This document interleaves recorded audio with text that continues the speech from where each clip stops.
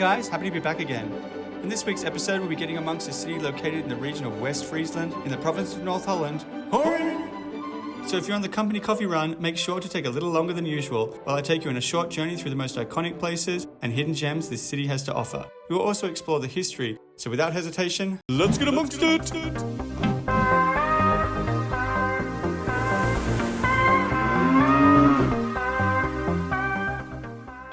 Whether you decide to take the train, bus, car or plane, you shouldn't have any problems when it comes to travelling to Hoorn. Schiphol Airport is the closest airport and there is a direct train that will take you straight to Hoorn Station. From there, everything is walking distance.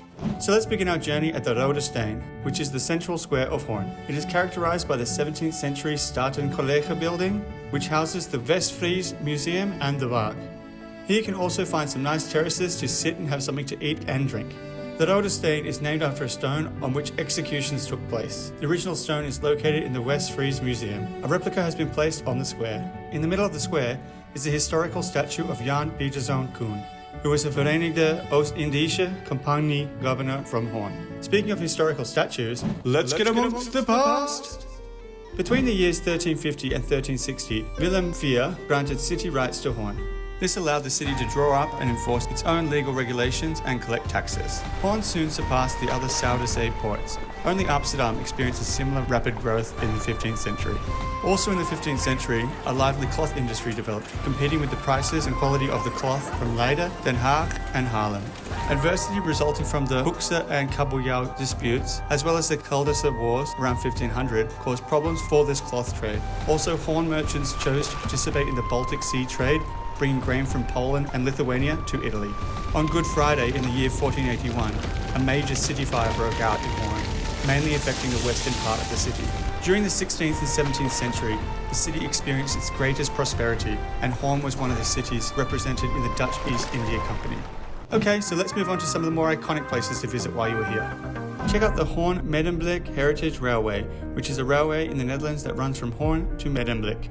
The distance is around 20 kilometers long.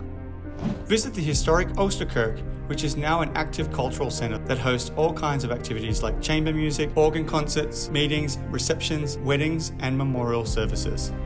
Visit the Hoofdtoren, which is one of the last remaining fortifications in Hoorn. The tower is named after the nearby Houten Hoofd jetty, which was built in 1464. The tower has been used as a catering establishment since 1968. Take a look at the Oosterpoort, which is the only remaining city gate in Hoorn. The gate is located on the edge of the city centre on the Draafsingel. The Oosterpoortbrug runs under the gate to give pedestrians and cyclists access to the city. Check out House Bonk, which is a 17th century merchant house. The house was built in 1624 and has various functions since then, and has been a national monument since 1965. It came into the ownership of Vereniging Hendrik de Keyser in 1998, who opened the house as a museum house in 2018. Check out the Koppelkerk. This dome church is a three-aisled cruciform basilica with galleries and a dome above the crossing. The building fills the entire available terrain, which is why the front facade is offset from the rest of the church. Wander around the Juliana Park, which is located on the Markermeer. The park is bordered by the districts Binnenstad, Veenenlaankwartier and Hoorn-80. There are so many things to see and do while you're here visiting Hoorn. Saying that, I have also made an honourable list for the more popular attractions I have missed. Okay, let's move on to some of the more iconic places to visit while you are here. Check out the Scheepsjongens van Bontekoe, which is a group of statues on the quay wall near the Houtenhoofd and the Hoofdtoren. This statue group was made by sculptor Jan van Rutten and inspired by the book The Scheepsjongens van Bontekoe by Johan Fabricius. Visit the Mariatoren, which is a semicircle powder tower that was part of the city wall. The tower was built in 1508 in the late Gothic style on top of the ramparts in the city wall. On the sides you can still see where the wall was located. So there we have it, my friends. For all you guys that stuck it out until the end of this video, I can't thank you enough. I really hope you enjoyed the content and learned something new along the way.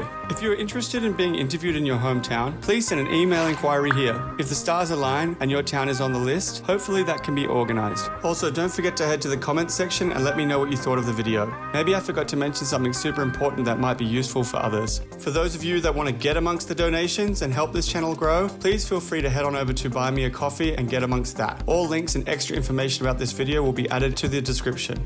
Thanks again and see you guys on the next adventure. Tot ziens!